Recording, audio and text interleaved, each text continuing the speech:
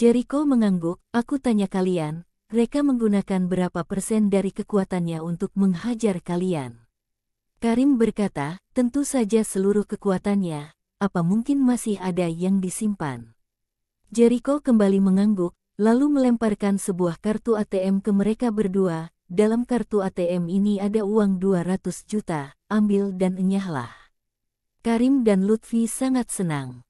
Janji awalnya setelah memukuli mereka dengan kejam, baru memberikan imbalan uang 200 juta. Tetapi tidak disangka setelah gagal menjalankan tugas, Jericho juga tetap memberikan imbalan uang 200 juta. Ternyata Jericho adalah orang kaya yang murah hati. Kedua orang itu segera mengambil uang tersebut dan pergi. Saat mereka baru pergi, seorang pria berambut pirang keluar dari kamar mandi. Terdapat tato, kalajengking, di wajah pria itu, ini membuat wajahnya yang memang jelek bertambah semakin mengerikan. Bagaimana kekuatan mereka itu? Tanya pria berambut pirang. Jericho berkata mencibir, memukul dengan kekuatan penuh, dan hanya melukai kulit luar kedua orang itu, tulang sedikit pun tidak terluka. Aku berani jamin, mereka bukan master berbaju hitam yang menyerangku pada malam itu, kekuatannya paling-paling hanya seorang master biasa. Rocky, ayo bertindak. Tujuan Jericho mengutus Astina pergi mencari mereka yakni untuk menguji kekuatan mereka, memastikan apakah mereka adalah orang berbaju hitam yang menyerangnya pada malam itu, dan untuk membuat keputusan apakah ingin menyuruh Rocky bertindak atau tidak. Jika mereka adalah pimpinan berbaju hitam itu, maka Rocky bukan lawannya. Tapi saat ini, tampaknya Jericho yang terlalu memandang tinggi mereka. Rocky mengangguk, oke, aku sekarang pergi cari dia. Jericho segera berpesan, Rocky, meski tidak bisa bunuh mereka, tapi tetap harus halangi dia agar tidak bisa pergi menolong Zeus dan Dakota. Ingat, ingat. Rocky, tenang saja. Aku Rocky jika bertindak, orang itu pasti akan mati. Di sebuah jalan yang mengarah ke luar provinsi, sebuah mobil Jetta sedang melaju. Orang yang duduk dalam mobil tentu saja Karim dan Lutfi. Wajah kedua orang cerah dan bersemangat. Karim tertawa, setelah dipukul sekali, dapat uang 200 juta, untung. Lutfi juga berkata, iya abang, bahkan jika dipukul 2 kali pun aku juga rela selama bisa mendapatkan uang 200 juta. Setelah hening beberapa saat, seluruh tubuh Karim tiba-tiba gemetar, tanpa sadar memegang dadanya dengan tangan. Sialan, kenapa barusan jantungku tiba-tiba sakit? Aku tadi tiba-tiba sedikit sesak. Ajudan Gogon, bagaimana dengan kamu? Wajah Ajudan Gogon juga kesakitan, bahkan mengerang, abang, kenapa aku merasa hatiku saat ini seperti sedang ditusuk? Detik selanjutnya, keduanya tiba-tiba memuntahkan darah bersama. Kepala mereka mendengung, semuanya putih, sangat menderita. Mobil seketika hilang kendali, dan menabrak truk besar yang datang dari arah depan. Tepat sebelum menabrak, sebuah pemikiran menakutkan muncul di benak kedua pria itu. Luka dalam. Tendangan mereka itu, membuat mereka mengalami luka dalam yang parah. Dengan sebuah tendangan saja bisa membuat orang terluka dalam. Ini menjelaskan bahwa kekuatan lawan sangat kuat dari yang mereka kira. Zeus yang selalu optimis saat ini sebaliknya tidak bersemangat. Semakin mendekati keluarga Burn, hatinya semakin panik. Meski dia adalah orang keluarga Zeus, tapi Zeus tidak punya perasaan apa-apa dengan keluarga Burn. Alasannya tidak lain, karena Zeus dan abangnya adalah anak haram ayah mereka. Sebelum berusia 5 tahun, Zeus dan ibunya tinggal di luar, di rumah sewa yang murah. Lalu, setelah ibunya dipaksa sampai mati oleh keluarga Burn, ayahnya baru menjemput mereka pulang ke keluarga Burn. Tapi orang keluarga Burn semuanya memandang rendah Zeus dan abangnya, diam-diam memarahi mereka adalah anak haram, bahkan banyak pelayan bersikap tidak sopan pada mereka. Ayah kandung sendiri bersikap acuh pada mereka. Semua cinta ayahnya tercurahkan pada ibu kedua. Di keluarga Burn, Zeus merasa dirinya bahkan lebih rendah dari pelayan. Zeus sebisa mungkin menjadi kuat dan mandiri, dan setelah masuk ke universitas, dia bekerja sambil belajar, dan tidak pernah meminta uang sepersen pun pada keluarga Burn. Setelah tamat, Zeus langsung datang bergabung dengan Tokia, dan tidak kembali ke keluarga Burn. Zeus sejak lama telah menganggap Tomota Group sebagai rumahnya, dan menganggap keluarga Burn antara ada dan tiada. Zeus awalnya berencana selamanya tidak akan kembali lagi, tapi siapa yang bisa menyangka, ayahnya saat ini sedang sakit parah. Bagaimanapun itu adalah orang yang mempunyai hubungan darah dengannya, dan Zeus ingin pulang untuk melihatnya. Setelah tiba di pintu utama keluarga Burn, setelah bersedih lama, Zeus baru berjalan masuk. Tetapi begitu Zeus masuk, dia langsung tercengang. Keluarga Zeus tampak meriah, penuh dengan hiasan, dan para pelayan sedang sibuk menghiasi teras. Dalam aula, orang keluarga Burn berkumpul dengan bahagia, berbincang dan tertawa. Dan Hansel, ayahnya yang sakit parah, juga sedang duduk dalam kerumunan tersebut, tampak sehat dan tersenyum gembira. Tidak terlihat sakit sedikit pun. Apa-apaan ini? Mereka menipu aku. Zeus mengerutkan alis dengan erat. Saat ini, Marissa si ibu tiri menyadari kedatangan Zeus, segera menyambutnya dengan ramah. Semuanya ayo lihat, siapa yang datang. Visi, ayo cepat masuk. Marissa si ibu tiri menarik tangan Zeus, berjalan masuk ke dalam aula. Orang-orang keluarga Burn segera datang mengelilingi dan bersikap ramah. Visi, akhirnya kamu pulang, kami sudah lama menunggumu. Perjalanan sangat melelahkan, bukan? Ayo minum secangkir teh untuk menyegarkan dahaga. Nah, Visi, kamu kali ini memberikan kontribusi besar untuk keluarga Burn. Hansel juga melihat ke Zeus sambil tersenyum gembira. Visi, kemari duduk di sampingku. Zeus tercengang sepenuhnya. Sebenarnya ada apa ini? Anggota keluarga Burn yang biasanya selalu menolak dan menjauhinya, kenapa tiba-tiba menjadi begitu ramah terhadapnya? Memperlakukannya seperti seorang tamu terhormat. Zeus sedikit pun tidak merasa senang, terjadi hal yang tidak normal, pasti ada sesuatu yang tidak beres. Zeus menelan ludah dan bertanya, ayah, ada apa dengan kalian? Untuk apa keluarga Burn dihiasi begitu meriah dan cantik? Hansel tertawa, gadis bodoh, kamu benar-benar orang bodoh yang beruntung.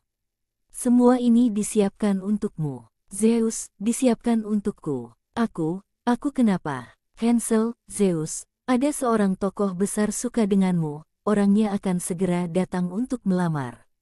Orang itu punya kekuasaan tinggi, kaya raya, jika kamu menikah dengannya, maka keluarga Burn kita juga bisa ikut sukses, menjadi tenar dan kaya. Bang! Kepala Zeus langsung berdengung. Mereka menipu dirinya pulang, karena ingin memaksanya menikah. Tapi bagaimana Zeus bisa menyukai pria lain setelah melihat kakak iparnya si Reka, seorang laki-laki yang begitu sempurna. Lagi pula, keluarga Burn mengaturkan pernikahan untuknya demi keuntungan, pernikahan atas dasar bisnis, dan calon pasangan pasti bukan orang baik. Zeus lebih rela melajang seumur hidup, rela menjaga anak kakak dan kakak iparnya seumur hidup, daripada menikah. Zeus menolak tanpa ragu, aku tidak mau menikah. Hansel langsung marah, kurang ajar. Jika berani bicara sembarangan lagi, jangan salahkan aku bersikap tidak sungkan padamu. Marissa si ibu tiri berkata dengan munafik, sudah Tuan Zeus, untuk apa kamu berdebat dengan anak? Visi, dengarkan perkataan ibu, kalonmu adalah orang kaya dan berwibawa, jika kamu menikah dengannya, kamu akan hidup sejahtera setiap hari, menjadi nyonya muda, bukankah itu sangat bagus? Lagi pula, keluarga Burn juga bisa ikut sukses dan tenar berkat kamu. Tiba saat itu kamu adalah orang yang berjasa bagi keluarga Burn kita. Satu hal bisa mendatangkan dua keuntungan, ini adalah hal langka. Tetapi, Zeus telah memutuskan, aku tidak akan menikah. Karena ayah baik-baik saja, kalau begitu aku pergi dulu. Selesai berkata, Zeus berbalik dan mau pergi. Hansel sangat marah, jika kamu berani melangkah keluar dari pintu utama, akan kupatahkan kakimu. Pelayan, bawa dia untuk coba gaun pengantin. Bahkan sudah menyiapkan gaun pengantin tanpa menanyakan pendapatnya terlebih dulu. Bukankah ini memanfaatkannya, mengatur dengan sesuka hati? Zeus menjadi semakin marah, dia tidak berhenti, sebaliknya mempercepat langkah kaki. Senyuman Ibu Tiri menjadi hilang, dia langsung bergegas ke depan dan memberi Zeus sebuah tamparan. Apa-apaan kamu? Bersikap baik padamu, kamu malah anggap dirimu seorang putri. Tidak peduli apapun, kamu hari ini harus menikah. Berdengung. Tamparan tersebut membuat kepala Zeus berdengung dan air matanya mengalir turun. Zeus sudah sedikit hilang kendali, meski kalian hari ini bunuh aku tetap tidak akan menikah. Binatang. Hansel marah hingga menghentakkan meja, aku adalah ayah kandungmu, kamu harus menikah dengan orang yang aku suruh, dan tidak punya hak untuk menolak. Ayah kandung. Hati Zeus pilu dan tersenyum mencibir, kamu masih berani menyebut dirimu ayah kandungku. Kamu ada di mana? Saat ibu membawa aku dan abang menjadi gelandangan di jalan, mengemis sana-sini waktu itu. Saat ibu sakit parah, aku dan abang jual darah untuk beli obat, dan kamu ada di mana? Ibuku mati karena sakit, aku dan abang hampir diculik pedagang untuk diambil ginjal kami, di mana wajah kamu sebagai ayah kandung? Abang mencuri roti agar aku tidak mati kelaparan, lalu dia dihajar setengah mati oleh orang-orang. Saat itu kamu ada di mana? Kamu pada waktu itu sedang berpergian keliling dunia dengan istri kedua, menikmati hidup. Kamu tidak pantas disebut ayah. Anak durhaka. Marisa si ibu tiri kembali menamparkan Zeus tanpa ragu, berani berbicara ke orang tua dengan sikap seperti ini, kamu lebih rendah dari binatang. Jika bukan karena orang tokoh besar menyukaimu, aku hari ini pasti akan memukulimu sampai. Ayo, ikut aku pergi coba gaun pengantin, jika berani mengatakan sepatah kata lagi, terima hukuman. Marisa langsung menarik rambut panjang Zeus dan berjalan ke belakang. Zeus ditarik dan berjalan dengan sempoyongan, lalu terjatuh ke lantai. Dan Marisa tetap menarik rambutnya dengan keras. Alhasil begitu terjatuh, sepotong kulit kepala Zeus menjadi terlepas karena ditarik Marisa, dan darah mengalir turun dari pipinya. Zeus seketika sangat kesakitan, merasa langit bumi sedang berputar, dan hampir pingsan. Zeus menutup kepalanya dan seluruh tubuh mengejang kesakitan. Marisa tetap bersikap tanpa ampun, dia mengulurkan tangan ingin menarik rambut Zeus lagi, dasar jalang. Jika masih berontak, akan kutarik hingga gundul rambutmu. Dan tepat di saat ini, tiba-tiba terdengar sebuah teriakan keras dari luar pintu, pengantaran mahar telah tiba. Hansel segera berdiri, dan berkata dengan semangat, cepat, cepat pergi sambut.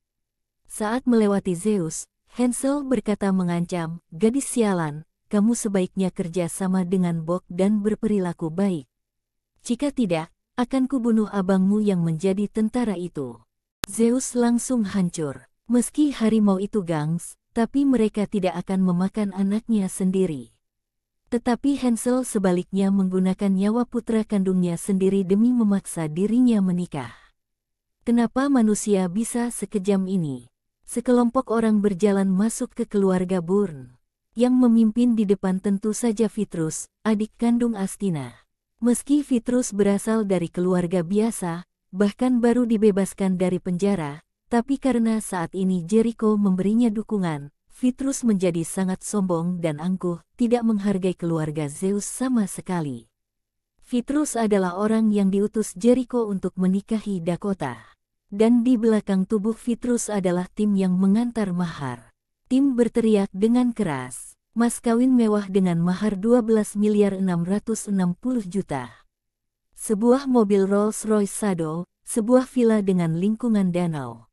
Keturunan bangsawan, emas perak seberat 400 kilo.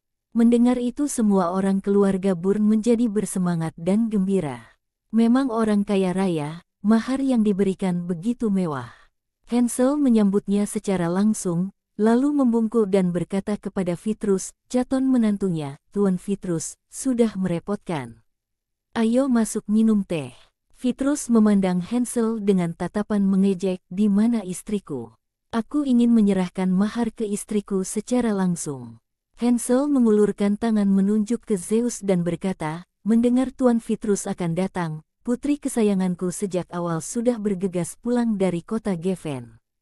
Petrus mengerutkan alis, kenapa Zeus jongkok di lantai? Dan kenapa kepalanya terluka? Hansel segera berkata menjelaskan, oh, itu, putriku demi menyambut kedatanganmu, dia bersikeras untuk pasang lampion sendiri, alhasil tidak hati-hati terjatuh dari tangga. Petrus tersenyum puas, jarang-jarang Zeus bisa bersikap seperti ini, aku sangat gembira. Ayo kemari, biarkan suamimu lihat lukamu. Petrus berjalan ke arah Zeus dengan senang, dan ingin menyentuhnya. Dan Zeus saat ini sudah hampir hancur. Petrus. Ternyata orang yang ingin dinikahkan padanya adalah Petrus. Zeus tentu saja tahu siapa Petrus. Yakni adik mantannya kakak ipar Reka. Petrus berhati kejam, dan dipenjara karena melakukan pembunuhan. Lagi pula Petrus tidak punya pendidikan dan kemampuan, pemalas, bergantung hidup pada ibu dan kakaknya, seorang pria lemah. Zeus lebih rela mati daripada harus menikah dengan pria seperti ini. Saat Petrus ingin menyentuhnya, Zeus langsung menepisnya. Minggir, jangan sentuh aku.